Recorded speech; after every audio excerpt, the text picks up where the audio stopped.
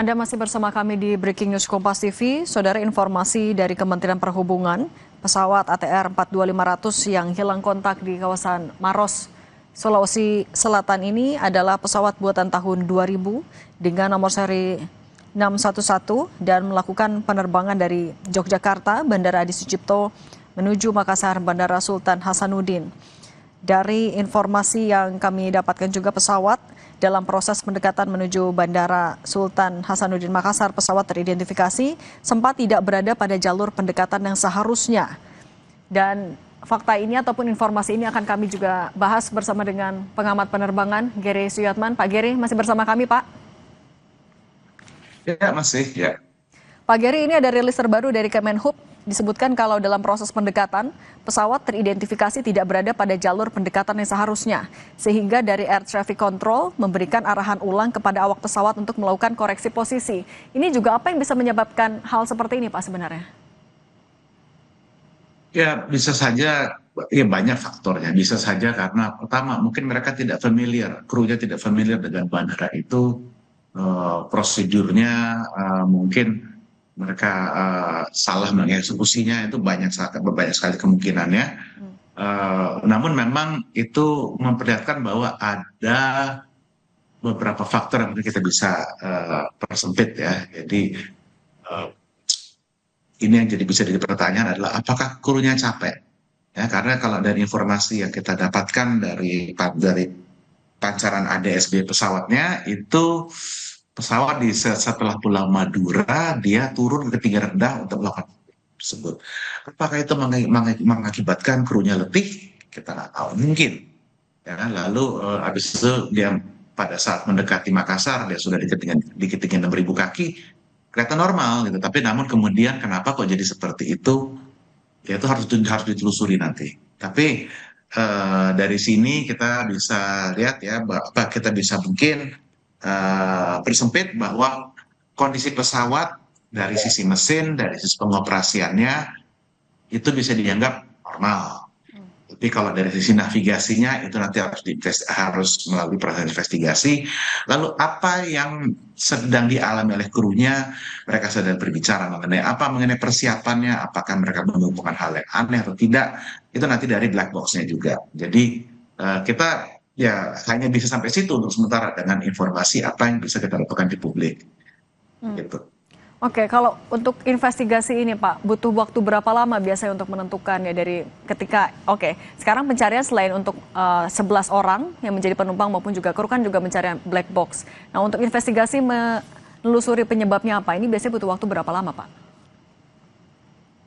Yang pasti pertama mencari korban, mana bisa diselamatkan, mana yang tidak, itu tetap harus di-recover. Itu dulu, setelah itu baru mencari black boxes-nya. Setelah black box ketemu, itu nanti harus di-download, di-decode. Nanti dari situ dalam waktu 1 bulan setelah hari ini, itu KNKT bisa mengeluarkan interim report. Interim reportnya berupa Wibowo ya, kalau nggak salah ya? Berupa temuan fakta yang ada selama ini tapi belum masuk ke analisa. Nah, dari situ baru 12 bulan setelah kejadian baru bisa dikeluarkan final reportnya gitu. Kenapa, faktor-faktor analitiknya apa, secara menyeluruh apa yang sudah diinvestigasikan oleh KNKT. Jadi mereka punya waktu 12 bulan untuk menyelesaikan itu, kecuali memang ada beberapa faktor yang harus butuh waktu lebih banyak lagi. Itu dalam 10 tahun terakhir kecelakaan yang butuh waktu ekstra oleh KNKT itu baru 1 dari sekian yang mereka investigasikan. Oke, Pak Gary, tim SAR kan menerjunkan 1 unit heli Karakal juga, tapi dengan kondisi cuaca, kalau tadi kata Kak Kansar, cukup mendung, bahkan beberapa hari ini juga sering hujan, kemudian target pencarian ada di area pegunungan, ini apa yang juga harus diperhatikan oleh tim SAR agar ya pencarian bisa maksimal, tapi juga tidak membahayakan tim SAR yang sedang bertugas? Baik, ya ini yang memang sangat disayangkan dalam setiap operations SAR ya. Banyak yang tidak memahami bahwa jangan sampai kita harus menyelamatkan si penyelamat. Itu yang sangat harus dihindari sekali karena kita harus bisa melakukan pencarian tanpa menambah korban.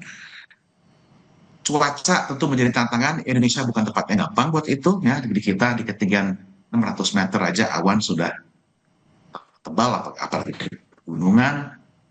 Tentu nanti akan ada banyak faktor harus dipertimbangkan oleh SAR. Dan tentu kenapa tim lapangan yang melihat darat itu masih sangat penting di Indonesia karena yaitu tadi kondisi geografinya kita. Jadi tentu mereka akan mencari, saya cukup yakin tim SAR akan berupaya sebaik mungkin, tapi juga mereka punya batasan dari sisi keamanan dan keselamatan. Oke. Pak Gary Suyatman, pengamat penerbangan, terima kasih sudah berbagi bersama kami di Breaking News Kompas TV. Sehat selalu Pak Gary. Saudara, ini adalah video terbaru juga yang kami dapatkan dari Basarnas, proses pencarian di area titik koordinat terakhir hilang kontaknya sebuah pesawat ATR 42500 di Maros, Sulawesi Selatan. Tim SAR gabungan sudah mulai melakukan pemetaan titik-titik yang harus menjadi prioritas mereka melakukan pencarian.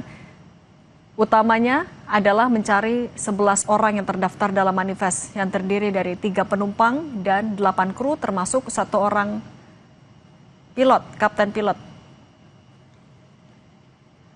Tim SAR gabungan, tadi informasi yang kami dapatkan langsung bergerak ketika mendapatkan informasi pesawat ATR 42500 hilang kontak sekitar pukul 13:17 waktu Indonesia bagian tengah. Dari tim SAR melakukan koordinasi dengan potensi SAR, termasuk TNI Polri, langsung menuju titik dugaan awal.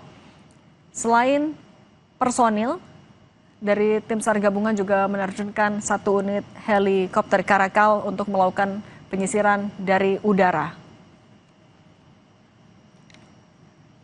Kita kembali ke jurnalis Kompas TV Michael Aryawan di Yogyakarta. Mika, kalau sore hari ini sudah ada informasi terbaru apa yang bisa Anda sampaikan?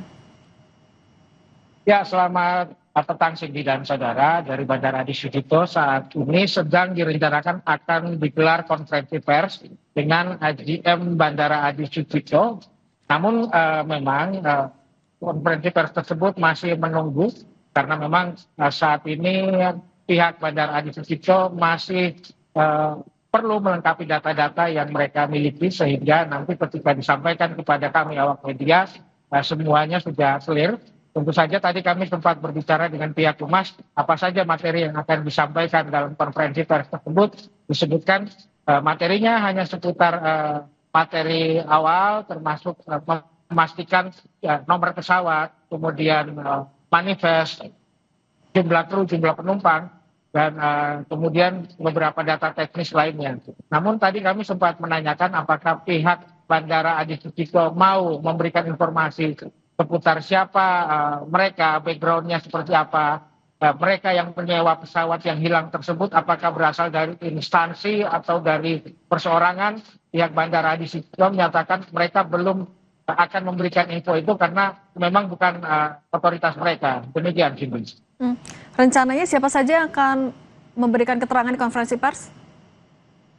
Ya, nanti keterangan pers akan diberikan langsung oleh General Manager Bandara Adi Sucipto, Penerbang Wibowo, dan beliau memang saat ini sudah berada di lokasi namun masih menyiapkan data-data sembari menunggu rekan-rekan jurnalis Yogyakarta yang diminta untuk berkumpul terlebih dulu karena dia hanya akan memberikan 1 kali pernyataan.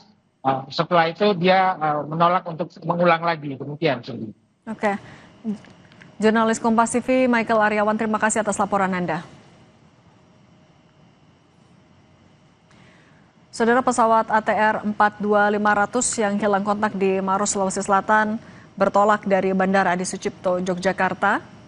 Dan informasi dari jurnalis Kompas TV Michael Aryawan, rencananya akan dilakukan konferensi pers, pernyataan langsung terkait pesawat ATR 42500 yang hilang kontak ini.